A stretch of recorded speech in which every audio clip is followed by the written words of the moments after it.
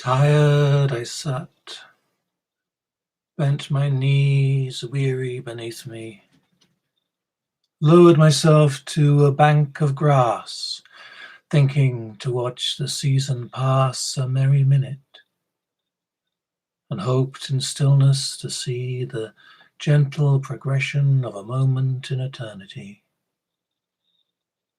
I settled into silence. Did the falling echo of my trudge find its resting place? The look-ahead look leave my face, uncreasing mine eyes. Left the wind to puff and blow, and listened as the chuffed birds reiterated all they know. The sun was in arabesque, balanced in the sky, and light fell all around as bouquets thrown at her curtain call. Warming rays lent a kindly hand upon my nape, and a cry, "Brava!" for our pas de deux, and all the miles put behind. A long day's journey, finding pause. Steps danced out to win an afternoon's applause. In time, the birds that sang found their riddles answered, settled into daisy-like quiet. The breeze followed. With a sigh, it found a basket at my feet, hunkered down backward, like a faithful hound tired from the chase, all passion squandered. And evening light hung about with yellow fruitfulness, and spiders' homes added shadow and a last orange fire glow to the ruddy tapestry. Heavy thoughtfulness weighed on eyes too full of sights of day to keep in wakefulness. So if I slept upon that bank, I cannot tell, or judge how long. The light having dimmed, retained still a beat of sun, glimmered on the golden grass, the steady sweep, the swell of white and scarlet caps a ringlet around a hidden well, lit enough to keep night at bay, evened into twilight at the edge of day. Resting still, I felt a burr of keen implicitness hovered on my shoulder, by my ear, too quick, then gone. No time for fear to make me move, and I too full of drowsiness to start. Perhaps a bird had found me, wrapped in surreptitiousness, thought me a bush to warble on and trill. But then, beside my feet, I felt another buzz, another thrill, a hover fleet. I shut my eyes a blink, but looking again, beheld a flock of elfin ladies fair, and their gentlemen. They came toward me in procession, sparkling, though twos and threes of them dashed ahead to flit the toadstools white and red.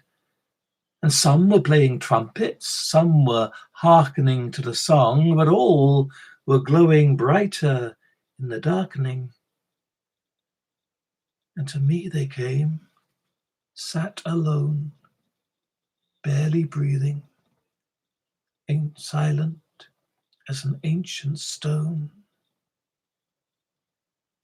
Soft, busy, vibrant as a gathering of bees upon a beard, they swarmed me, clad me in a seely court. So had these fairy folk mistook my stillness for a tree's, making heavy branches of my burdened arms roots of my knees? And silly, all my thick, rutted skin did they take for swarthy, all surrounding bark, hesitant, muddy, gone to darkness? I cannot tell. But every leafy elf did make a seat of me, and I as still as oak, for my own heart's sake. The last arrived, all took their places, settled down, brought their music to a gentle rest. My heart a hammer in my breast, I feared would flight them. But then a lady in a gown of iridescent green stepped out, and on her head a crown. A silence then, as if the time itself had paused, quiet, waiting on the rhyme.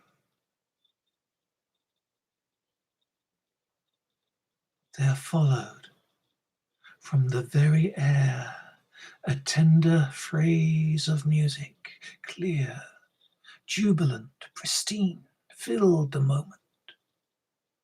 The fairy queen took a simple step, and then a delicate chassé, a coupé-jeté en tourneau, perfect in the summer haze, and other steps then, a dégagé, assemblé, a changement, a plié, to start and finish. Oh, such wondrous art, such great ballon! The grace, it swept my heart away. Tears upon my face at the rapture of her intricate ballet. An eternity of moments, turning on her dance, upon her turns, en point, upon her toes, enchanted, and with vibrant throws of fingers, legs extended, every fleeting glance of each fine capriole held the audience and I in trance.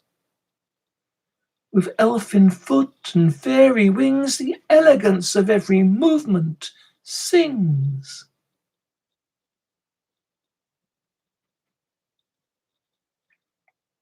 When stillness came again, and music sighed itself into silence, with the thrum heard of the earth once more, the hum of sweet settled even, with the gentle flood all dried upon my cheek, then I sat, my only movement blood, horrified to see her heavy gaze was fixed on me, drawing not on death or life, but near. I felt the fall begin, and fear was known only as a fading thing. My history was nothing, nothing touched, the only weight, an inner density that pulled the world and everything around into awareness of my shame. Took illustrations from my book of now, and she, revealing every one. Without a sound, she hovered by my swelling face, with eyes as fierce as fury, and kissed my mouth. A touch as innocent as sun,